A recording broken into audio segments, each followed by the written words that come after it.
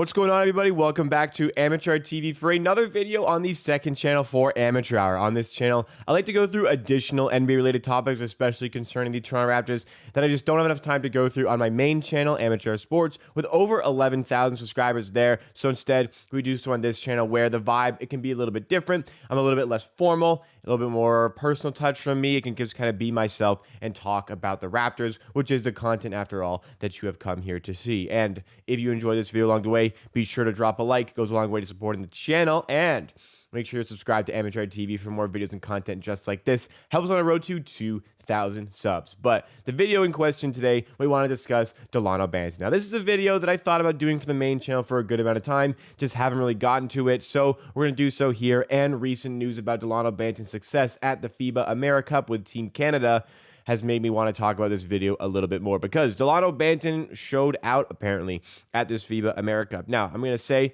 I'm not watching the FIBA Americup. I'm not going to roast you if you do watch it, but this is not something that I was watching. I'm going off of what I've seen from an accolade standpoint and from a statistical standpoint for Dalano Banton. We're going to discuss a little bit of Dalano Banton's stats at this tournament, and then I'm also going to dive into, in this video, what sort of future Dalano Banton can have with the Toronto Raptors, because this season was promising for the 46th overall pick.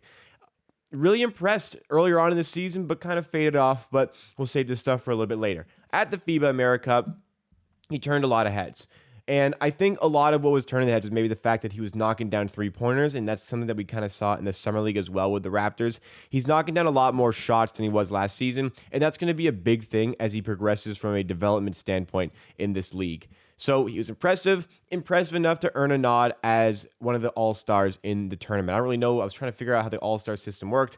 Couldn't really figure it out, but hey, he was listed as a FIBA Americup all-star, probably due to his great performances leading Team Canada to a 4th place finish at the tournament. I believe they lost to the U.S. in the 3rd place game, the bronze medal game. Let's just verify that right here.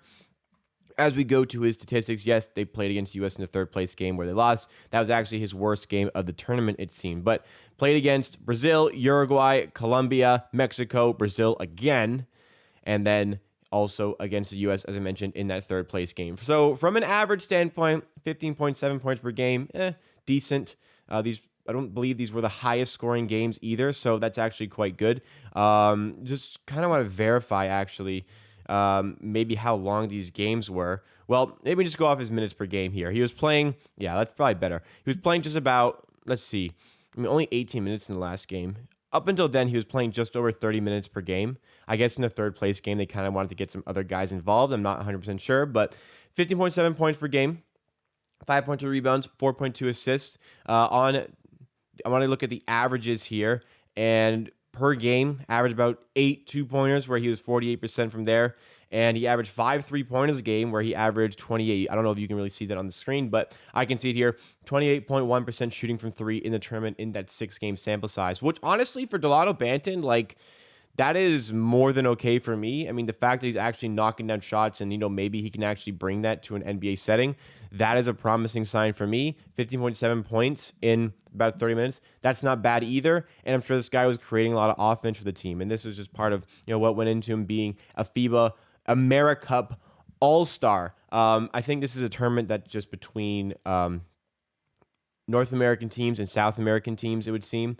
I don't really know a lot about, like, how these countries are in terms of their basketball quality, but kind of finished 4th. That's pretty good from a Canadian standpoint. I will also say in that 3rd place game, he was a -20 in the game, despite the fact, he played 18 minutes. So maybe that's why he didn't play a lot in that game, because maybe it wasn't his best game. But let's discuss Dalano Banton, the Raptors player, because it's cool what he's doing here for Canada, turning, a few heads here and there apparently. But what can he bring to the Raptors this season? Because there was a glaring hole in the Raptors team that, they had a lot of other stuff to patch. They couldn't patch this one, and that's having a backup point guard and maybe lacking in that endeavor. Fred VanVleet was an all-star this season, but I think part of what led to the injury trouble later on in the season was the fact that he had to play so many minutes. In fact, he averaged the most minutes per game in the NBA, largely in part to just not having a suitable backup point guard. It was just like, whenever Fred VanVleet was off the floor, the team just folded, and that was very much apparent up until the All-Star break as well, before Siakam, maybe more so like late December, early January. really started to take over things. Like you could not, like, you really couldn't operate with Fred off the floor. The team would just fall apart because Dalano Banton, despite a hot start to the season where, like, whoa, this guy was drafted 46 overall. He's from the area. He's from Wrexham, just outside of Toronto.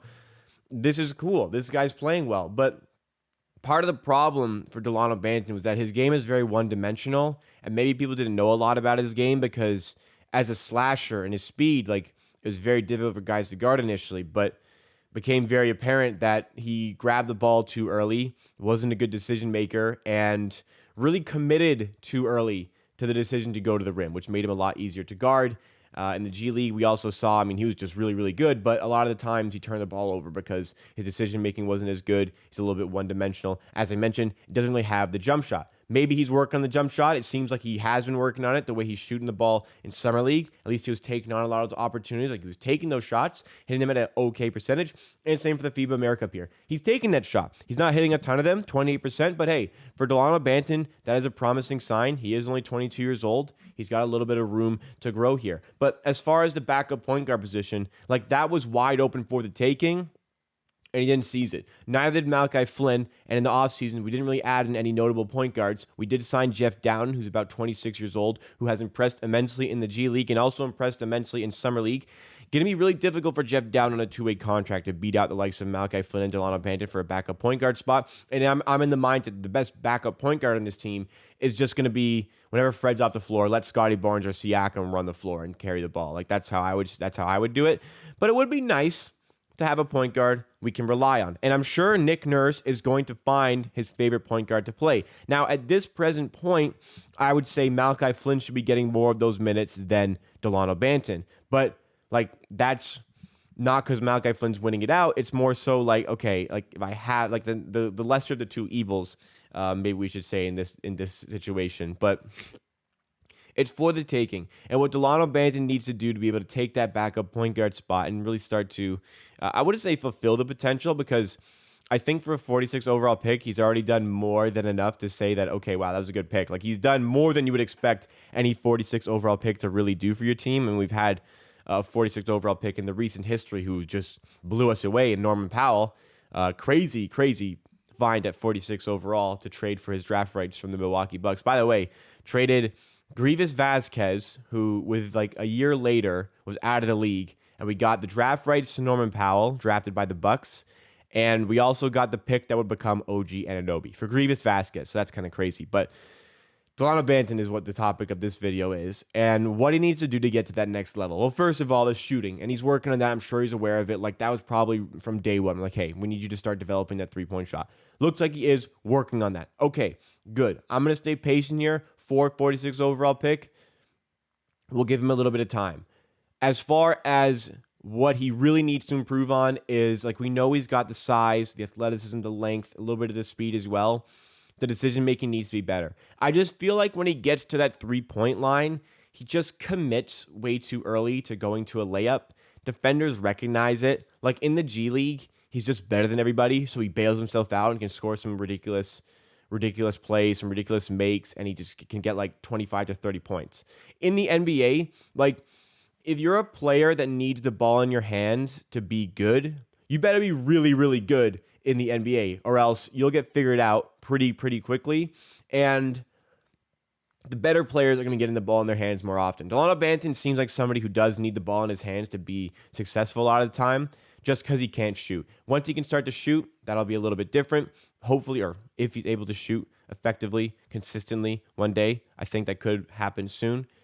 That's a distinct possibility. But what I'm suggesting is the decision-making can be better, because there are point guards in the league who can't really shoot. That's fine. Look, if Dalano Banton shoots 30% from three, that's not the end of the world. We can work with that. What we cannot work with is the fact that he turns the ball over a good amount. And if we look to the FIBA Americup stats here, he did turn over the ball 2.5 times a game here. That's not horrible, but in the bigger games, in the quarterfinals, he turned it over 4 times. Semifinals, he turned it over 3 times. And in the third place game, he turned it over 3 times in only 18 minutes. That's something that needs to be cleaned up. He needs to just have the ability to be proactive instead of reactive. Instead of grabbing the ball and then figuring it out. assess the players around you as you want to drive in. Where is that player that you can kick the ball out to if things go wrong? How are you going to get to the rim? Because there were some impressive highlights from the FIBA Americup. But, I've seen this guy at a G League level where he has been the main guy. And sure, the stats are really, really impressive there. And he was very impressive. Like, he is a good player. He's just too good for the G League. But to succeed at an NBA level, he needs to learn how to not be the focal point, not be the center of attention. I'm not saying that that's a mental thing. He needs to learn how to be an effective basketball player when he's not the best player on the court. What is he going to do in order to make that happen? Because getting the ball and slashing to the rim, which is what he's best at, is just not something that he's going to be able to do consistently from a play-by-play standpoint at an NBA level. So is it going to be his cuts to the rim? Is it going to be the fact that he can shoot? These are things that we need to find. Is it going to be his playmaking? These are things that we need to find out. And these are things that he needs to himself really hone down to succeed at the NBA level. But as far as the 46 pick goes, I'm probably more down on him than other people are. But there is potential here. There is a player here. I think it's going to be difficult to really etch it out of the stone that we have right now. But there is a really talented player here, I think. This is not somebody that's going to be like an all-star at an NBA level. That's not what I'm saying at all. But for a 46 pick, if you can get this guy to a point where, he's contributing nightly, getting like 15 minutes per game, that would be like a monumental dub for his draft. Like, you can get this guy like a reliable piece on the bench every day. Like, even if it's like just 10 minutes a game, that would be a monumental dub for a 46 overall pick. I think it's in his hands. I think it's in the hands of the Raptors development. After 1 year, I think he exceeded expectations despite falling off from that early season showings.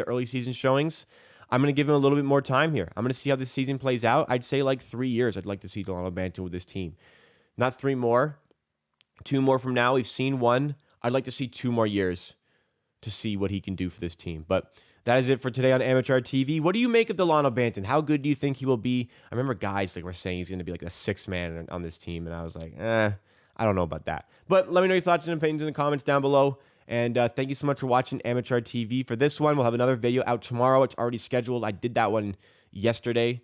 So that one's already ready. Be on the lookout for that. We'll probably have another one on Sunday as well, hopefully. But drop a like on this video if you enjoyed. It goes a long way to supporting the channel and making sure you're subscribed to Amateur TV for all the great content coming your way for the rest of the off season, for the next season, and all the other seasons after that, as long as I keep doing content, which, I just want to do it forever.